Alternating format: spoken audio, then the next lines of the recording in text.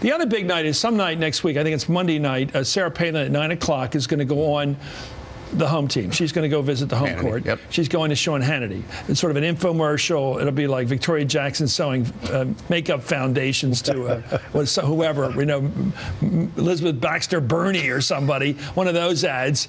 It's not going to be a real interview, because he's not going to be tough on her. They're colleagues at Fox.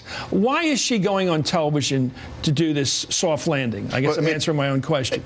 I have no problem with her doing... Why does she cool it for a month? I have no problem with her doing the Hannity interview. The problem is she's missing a real opportunity if that's all she does. As we saw in the video... Okay, Sean will ask her about the blood libel comment, which drives a lot of Jewish people and people who know history crazy.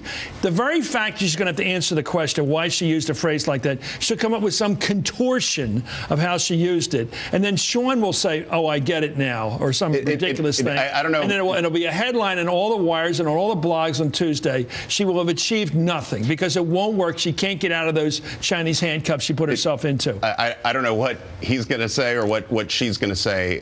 What I have said repeatedly over the last several days is that she's missing a real opportunity to speak to a broader American audience. I thought she missed that opportunity in the video the other day, and by not expanding who she's talking to beyond the paranoids. Beyond, well, no, I like Sean Hannity. I like that show. No, he's not paranoid. But why does she always choose that audience of people who believe they're set upon? Well, I think it's a mistake.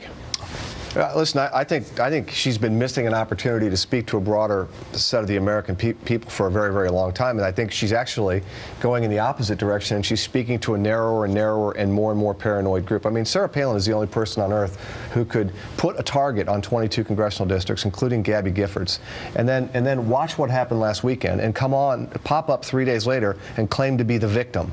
I mean, she claimed to be the victim. Well, here's a question. It's ridiculous. Steve Schmidt, who was her campaign manager for John McCain back in the last election in 2008, which is not 100 years ago, said she doesn't know anything. That was his great line. She doesn't know anything. I think that's sort of an assumption most people make. She's not well educated in terms of the basics of American history, American life, that you normally would have as part of your sort of backpack when you go into politics. You ought to know American history. You ought to know the history of the presidency, the history of American law, the basic stuff. There's an assumption, which I share, she doesn't.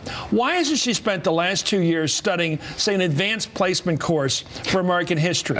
Just getting the basics down, finding out that the language we use, like blood libel and things like that, or being careful to use only language that she's familiar with. Why is she still popping off?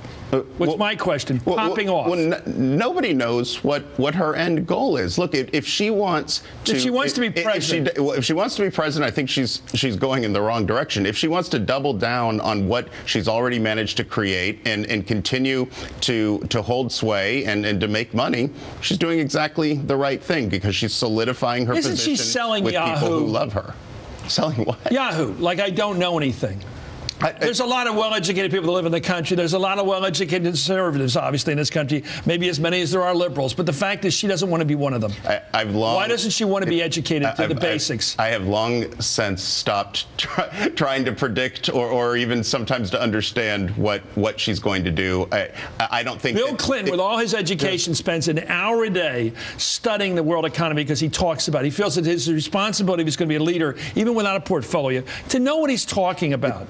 Look, I'll say this. Why doesn't she want to know what she's talking about? I don't know. I think that she's missed. I think she's missed a huge. Hold on. I think she's missed a huge opportunity this past week. But at the same time, I think it's absurd for anyone to point a finger at her and say that she was somehow culpable or responsible. Nobody said that. No one's saying that. She is the only person who's saying that people are saying that. She is the only person who's saying. Look, she went on and she did the blood libel thing. Nobody else did that to her. She's the person who's claiming to be the victim. This Eric Fuller guy who, you know, people were shot and killed, and Sarah Palin is claiming to be a victim. Look, I agree. She handled it terribly. This Eric Fuller guy, one of the guys who was shot, and it's terrible what happened to him. But he went onto a Democratic. What network does he speak for? He went onto a Democratic website and said, "This is exactly what happens when you've got people like John Boehner." You know what Roosevelt said?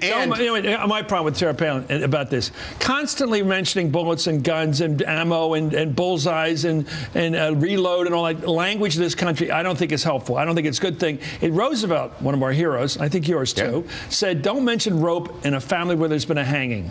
Why is she still doing it? Well, I don't know, but she certainly doesn't have a monopoly on that sort of martial imagery in symbolism in politics. I mean, as we, President Obama. She's not the only one sticking to her guns.